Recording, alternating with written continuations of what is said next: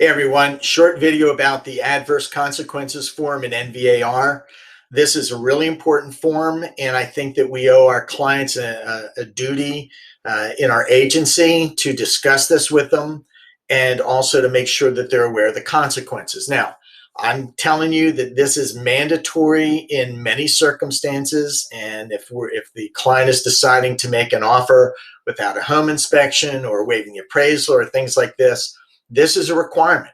I'm requiring that you go over this with them and that it is included in IA.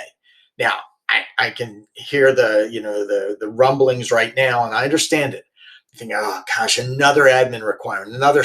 Look, anybody that really knows me knows that I am not into admin, that I am as anti-paperwork for paperwork's sake as possible.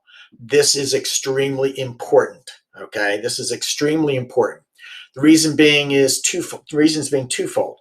First of all, when it comes down to it, this is an obligation that we have as their agent.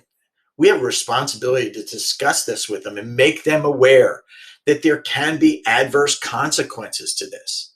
And the second thing, not nearly as important, but still there, is this is a CYA for you. Should there ever be blowback where somebody goes, I didn't understand the ramifications, well, you have taken the time to sit down and talk to them. Now, the market is still hot. There's still a lot going on with the market. And, I understand that we have a lot of people who are very frustrated with the market and are willing to do a lot of things. And I'm not saying that it's not needed to have them be successful, but they must be aware. Okay. They must be aware of the consequences. They must be educated and they must agree. Okay. They must acknowledge that this is informed consent. Okay. So the market is still hot. In some cases, it's showing some problems, some not problems, but some decline or softening, but not to the point where we're not getting multiple offers. It's just a few changes.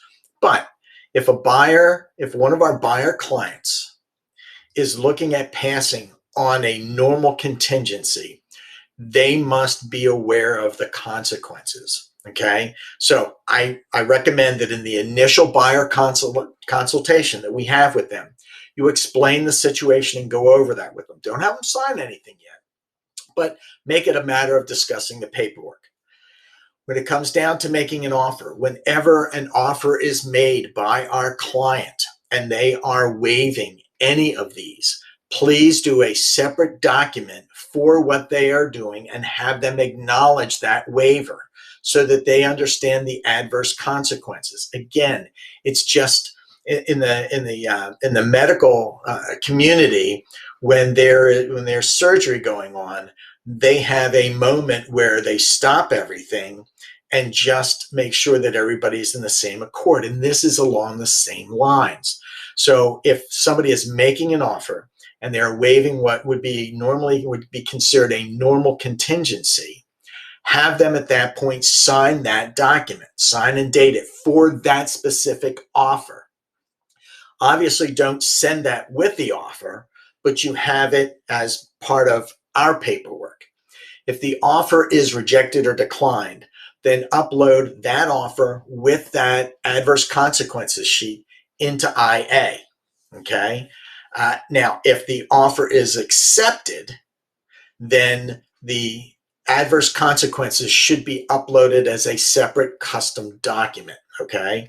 So that is important. Make sure that's all done and make sure that you counsel our clients. Okay. Make sure you counsel our clients about the consequences with this, because again, this is a matter of agency and doing right by our clients and making sure that we are protecting our clients at times from themselves, but if nothing else, making it very clear what they are getting into. Not that it doesn't require some of those things to get an offer accepted, but I want them to go into it with their eyes open. Okay? Thanks, guys.